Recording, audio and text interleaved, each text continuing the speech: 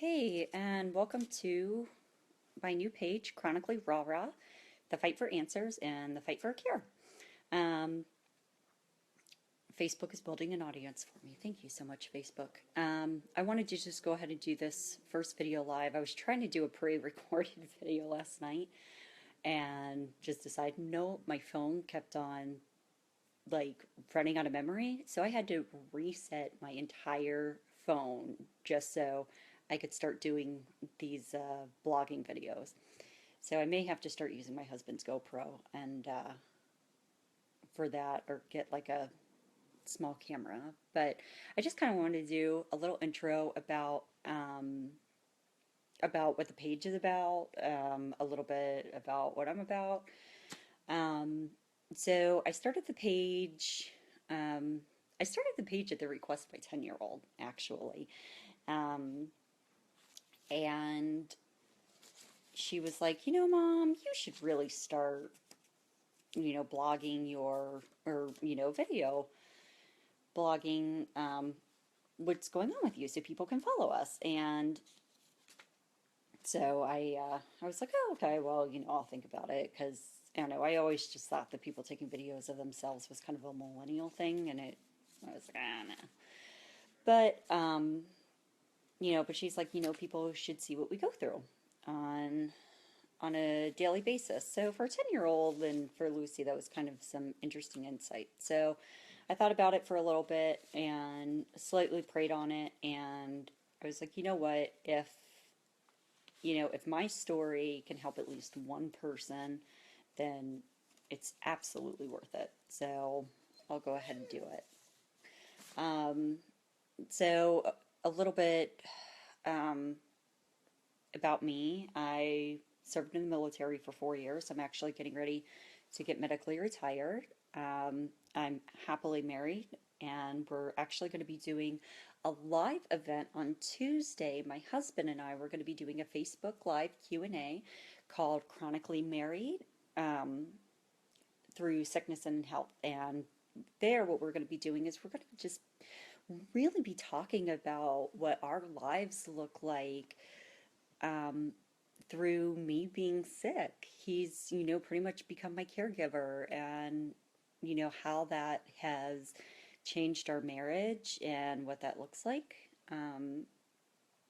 So hopefully you'll be able to join us for that, and we'll talk about it. We'll take questions from people. Just really we're going to be very open and honest about it. It's going to be a completely open dialogue. One of the things about this page is it's also a very open page. It's a very open dialogue. Like, this is like, you're going to get the good, the bad, and the hella ugly. Like, um, there are going to be times that we're, you know, going to laugh together. There's going to be a ton of laughing because I think that that's the best medicine. There's going to be times where you're going to see me just super pissed. What is it, Bubba? See my Gus? Hold on, there he is. That's my baby. So you're going to see a lot of Gus because Gus is actually training to become my service dog. So, and if you notice, I'm in bed. I had a rough night last night. Like I said, you're getting the uncut version. But it's, there's going to be a lot of times, that we're going to laugh, that I'm going to get mad, that, you're really going to see me vulnerable. And I'm like, all right, I'll let these people see me cry. Because I used to be a very private person. And, up until very recently, not a lot of people really knew that I was even sick to begin with. I kept it very private. Um, so this page is really going to focus on what that looks like. And again, it's the good, the bad, and the very ugly. So, if you're a person that kind of likes those happy endings, or, you like things wrapped up in a neat, pretty bow, I don't think this is going to be the place for you. Um, but it will give you, a chance to answer questions, and hopefully people will also be able to have the ability to advocate for themselves as well. Um, if one person, who gets on this page sees it and is like, you know, gets that courage to be able to medically advocate for themselves, then it was all worth it. Um, so I've been sick. I've been consistently sick for almost 2 years. And it started when I had a tonic-clonic seizure about a little over a year and a half ago. And when I had the seizure, um, the doctors were like, "Oh, well, you just had a seizure because you're sad." And I'm like, I don't really think it works that way. But okay. Um, and since then, everything just kind of went downhill. I continued to have more seizures in a myoclonic nature. I had another tonic-clonic seizure in August. And then just little things like I was getting a lot weaker. I was having a lot more myoclonic seizures, um, issues with my heart rate, issues with my stomach, um, issues with, there was one time that we thought I had a stroke because like my entire left side like just um, went down, and I guess it ended up being a variant seizure.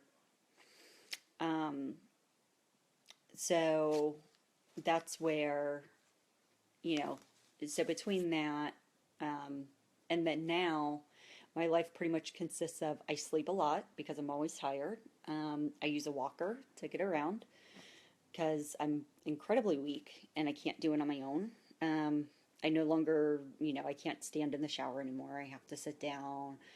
Um, it's pretty much at the point where like my parents and I are comparing medications, and my dad the other day was like, "You ought to get this like shower seat. It's really awesome." So, to be almost 33 and comparing medications with parents, and like bathroom seats. I never thought I'd be there. Um, but we're kind of at a point right now as my health continues to go downhill. We're really fighting for answers as to why, um, why is this going on? Why am I sick? Why am I not getting answers? Why is the military keep on saying, "Oh, it's in your head, it's in your head," when it's not.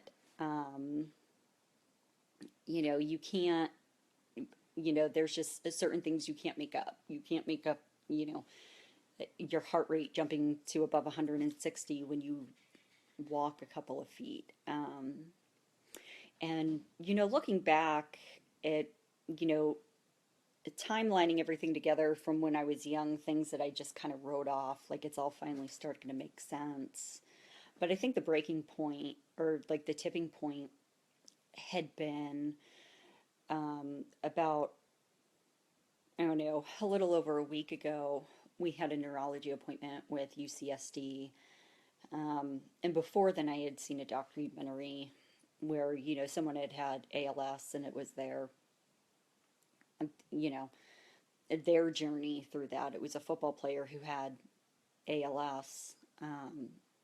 And for whatever the reason, it really struck a chord with me. And I think the chord that it struck was, his wife like did everything for him and was taking care of him, and he couldn't be there to be a part of his son's life, and the kind of like mirrors my life.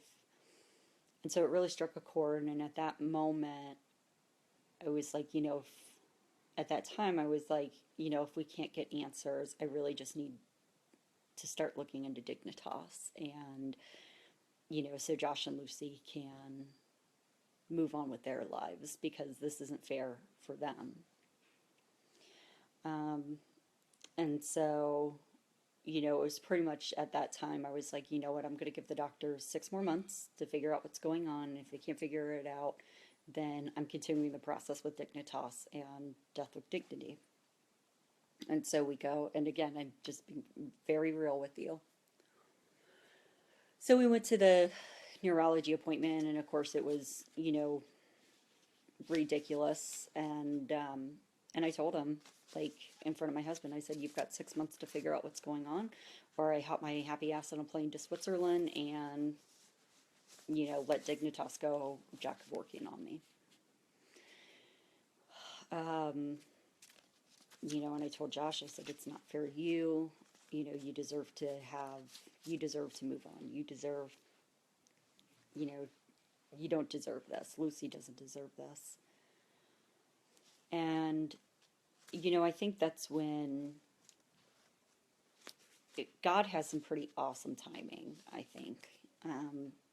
Because I think God really knew that I was done and I was in pain and I was just done. I was done I didn't want to be on a walker anymore. I didn't want to have to, you know, struggle to find my words. I didn't want to have seizures anymore. I didn't want to, I'm pretty much on an all liquid diet now because I can't keep anything down. But God has this really crazy perfect timing, and a couple of groups that I'm in with other service dog trainers, like a lot of the people there, they have a condition called EDS, which is Ehlers-Danlos syndrome. And I had known about it and I just kind of wrote it off, and because I figured it was a young people disease. Um, so I didn't really, think too much about it. But for some reason, I decided to read up on it. Some medical journal, not like WebMD. I don't, no. But anyway, and in hypomobility, and I'm seeing the moves and stuff that people can do, and I'm like, anybody can do that. Like anybody can, take their. Let me see if I can do this. Oh, hold on a second. I was like, oh, anybody can take their thumb and move it, and take their elbows and move it, and and I can pop my hip out of place. I don't know, I didn't really think about it. So for shits and gits, one day I went on Facebook. I took a couple of pictures and I said, can anybody do this? um, and I got some responses from it, and a couple of people were like, I might be able to do the one. um, and growing up, when I would do these things, people would look at me like, what's wrong with you? But it was at that time someone contacted me and said, you need to have this looked at. It's hypomobility, and that's why everything else that's wrong with you is wrong with you. And showed me a book, and I asked a couple of other people um, who knew about what was, everything that was going on with me. I was like, this is normally diagnosed in 20-year-olds. I was like, should I even pursue this? And they were like, you should absolutely pursue Ehlers-Danlos syndrome. So that's kind of where hopefully we're at now. And if that's the case, if it's the case, everything would make sense. I've been waiting so long for, to find that yellow peg or round peg in the round hole, and everything to make sense. And this is the one thing for the first time that actually makes sense. And it would explain all of my other issues. So I'm hoping on Thursday that they'll be able to do the blood work for that. What symptoms am I dealing with lately, or have I been dealing with? Myoclonic seizures, aphasia, memory loss. If you'll see me when I do videos, if I can't think of the word, I'll probably say a cuss word. And it's in place of it. I can't really eat. I'm pretty much down to a liquid diet because everything makes me sick. I can't keep anything down. I get in a lot of pain. I have issues with my heart, so I get tachycardic very easily, and I go, I get very dizzy and where I feel like I'm going to pass out. And of course I have asthma, and